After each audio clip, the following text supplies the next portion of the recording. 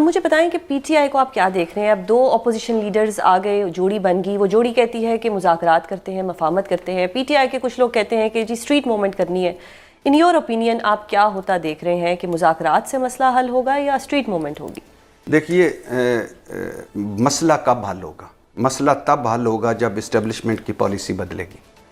Establishment کی zero tolerance policy اس وقت بھی موجود ہے. بالکل ہے. مسئلہ اس وقت حل ہوگا جب جو بینیفیشری ہیں، یہ جو پیپلز پارٹی نون والے، یہ اندر سے چاہیں گے یا ایسے حالات پیدا ہوں گے. ایسے حالات کب پیدا ہوں گے؟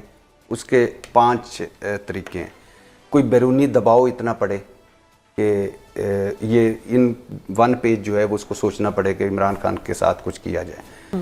کوئی اندرونی دباؤ اتنا پڑے کہ لاکھوں لوگ نکل آئیں آئین اور قانون کے دائرے میں رہ کے اور آپ کو ماننا پڑے. صحیح. عدالتیں ریلیف دیں، عمران خان ایک قدم پیچھے ہٹے، یا اسٹیبلشمنٹ کی زیرو ٹالرنس پالیسی ختم ہو. لیکن ان میں سے کوئی بھی نہیں. نہ بیرونی دباؤ پڑ رہا ہے، نہ اندرونی دباؤ پڑ رہا ہے، نہ عمران خان پیچھے ہٹ رہے ہیں، نہ اسٹیبلشمنٹ کی پالیسی، نہ عدالتیں آپ کو پتہ ہے ریلیف دے رہی ہیں. تو کچھ بھی نہیں ہونا، نہ مذاکرات. ہاں آخر کار جتنا بھی ملک کا آپ نے نقصان کروانا ہے، آخر کار بات چیت ہے.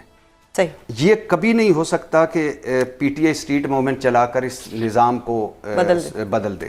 یہ اور یہ اسٹریٹ پاور رہی بھی نہیں، اور نہیں ہے. اور یہ کبھی بھی نہیں ہو سکتا کہ آپ عمران خان اور پی ٹی آئی کو ختم کر دیں. صحیح. اسٹیٹس کو چلے گا. ہاں یعنی اسی طرح چلے گا، لیکن بات چیت کرتے رہنا چاہیے، مذاکرات کی کوشش کرتے رہنا چاہیے. پی ٹی آئی کے پاس جتنی اسٹریٹ پاور ہے اتنی کسی کے پاس نہیں ہے.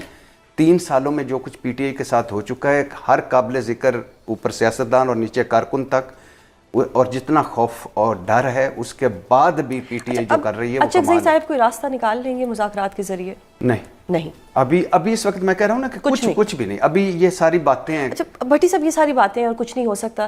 اس دوران ایک ونڈر بوائے کی بات آئی تھی، اس پہ کیا کہیں گے آپ؟ کوئی ونڈر بوائے 2 ونڈر بوائے. اچھا پہلی بات تو یہ کہ مجھے تکلیف ہے، دکھ ہے، باقاعدہ احتجاج کرتا ہوں میں کہ آپ شہباز شریف صاحب کو ونڈر بوائے کیوں نہیں سمجھتے؟ نہیں، وہ نیا ونڈر بوائے نا، وہ ایک سونا تھا، پھر ہیرے نے آنا تھا، ایک ونڈر بوائے بھی تھا. یعنی شہباز شریف سے زیادہ کتنی سیٹیں ہو سکتی تھی؟ 17 21 اور اب 2/3 اکثریت ہے. ونڈر بوائے کہ اور کس طرح بھائی پیچھے، بیٹی ادھر اور آپ وزیر اعظم. Wonder boy. اور کس طرح اس نے سارے تعلقات کو ایک ساتھ پہ رکھ کے آگے چل رہا ہے. Wonder boy. کس طرح ٹرمپ کی تعریف کی، ٹرمپ بے بس ہو گیا. اور جب 2 ملک آمنے سامنے تھے، 2.25 ارب انسانوں کی جانوں پہ بنی، تو اس وقت ایک ہی بندہ سوئمنگ کر رہا تھا پول پاس رکھ کے، ونڈر بوائے. لیکن اگر آپ اس سے بھی زیادہ کوئی ونڈر کریٹ کرنا چاہتے ہیں تو میرے خیال سے یہ محسن نقوی صاحب کی بات ہو رہی ہوگی یا بلاول بھٹو صاحب کی بات ہو رہی ہوگی. بلاول بھٹو صاحب کا بھی چانس کوئی نہیں ہے. صحیح. کیونکہ ان میں اور مریم نواز صاحبہ میں ٹائی ہے بدقسمتی سے. ہمیں ہجرت کا ویسے کر جانا چاہیے اگر بات مریم اور بلاول تک آ گئی ہے تو. اب رہ گئے محسن نقوی صاحب. تو جب تک میرا ونڈر بوائے، میرے محبوب قائد کا چھوٹا بھائی موجود ہے، وہ کسی اور ونڈر کی طرف توجہ نہیں. پاکستان کی ہسٹری میں ایسا ہے کہ 1 سال 2 سال بعد ایک مطلب چینجز آ جاتے ہیں. کوئی جتنا ہی ونڈر بوائے، ونڈرفل بوائے کیوں نہ ہو، پھر ایک نیا ونڈر بوائے بھی آ جاتا ہے. نہیں ابھی تو ہسٹری کے ساتھ ہسٹری ہے نا، ہمارے مزاج بھی ہیں. ہم بہت زیادہ کوئی زیادہ 5 سال والے لوگ نہیں ہیں. 2.5-3 سال بعد ہم کہتے ہیں. لیکن حکومت دعوے کر رہی ہے شہباز شریف صاحب 5 سال پورے میں تو اگلے 5 سال کا مجھے خطرہ ہے. اچھا ہاں کہ اگلے 5 سال نہ. اچھا یہ 5 سال سب کچھ بات لمبی ہو جائے گی، لیکن تھوڑا سا مجھے بتا دیں کہ اس دوران عمران خان کا کیا ہوگا اور عمران خان سے مسئلے کیا ہیں اور وہ مسئلے کس حد تک ہم نے صحیح بھی کر لیے ہیں. عمران خان کی مقبولیت کم نہیں ہوئی؟ نہیں، زیادہ ہوئی. زیادہ ہوگی. عمران خان جو کل مقبول تھے آج زیادہ ہیں. ایک ہوتی ہے قبولیت جو ہمارے ملک میں چلتی ہے، ایک مقبولیت ہے.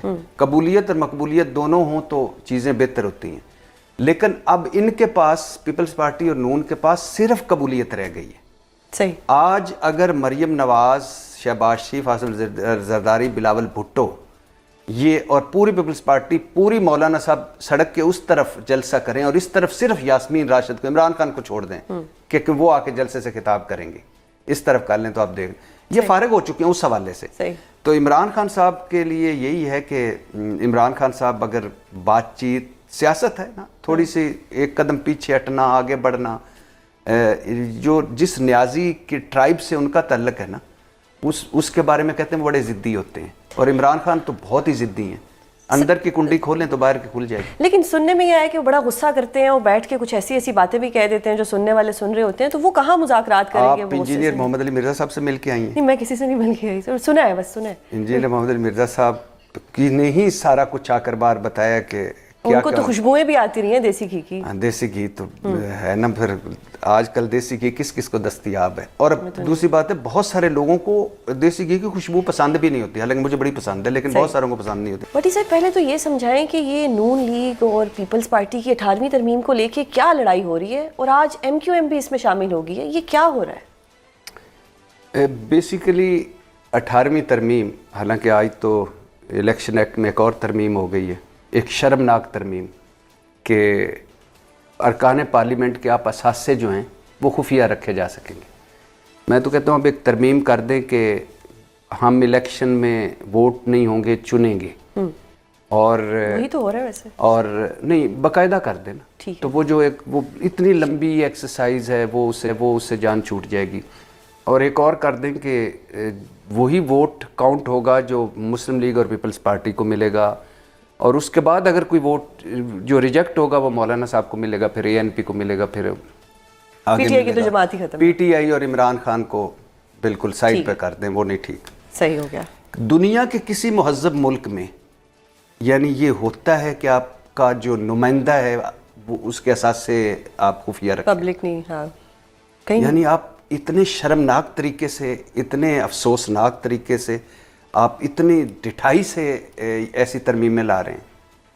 یعنی آپ کہنا کیا چاہتے ہیں کہ ہمیں نہیں پتہ چلنا چاہیے کہ یہ جو چند شاہی خاندان ہیں اب بھی ان کے پاس کتنے پیسے ہو گئے, اب بھی ان کے پاس کتنے پیسے ہو گئے, اب بھی ان کے پاس کتنے پیسے ہو گئے.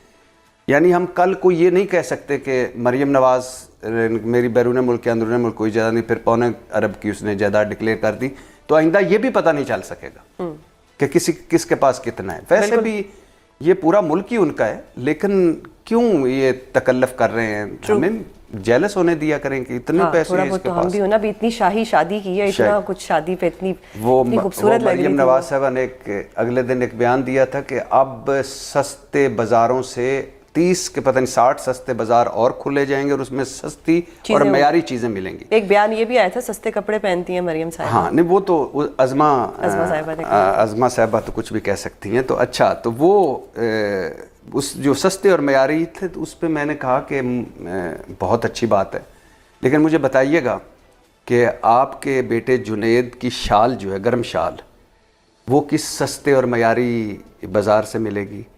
آپ کے جو آپ کے بیٹے کے سوٹ اور شیروانی اور آپ کے کپڑے, آپ کے جو بہو, میں نے کہا وہ تو چلو ہماری بھی بہو ہے, چھوڑ دیجئے, آپ کے کپڑے کس سستے اور معیاری بازار سے ملیں گے؟ اور جو پورا یہ سارا کچھ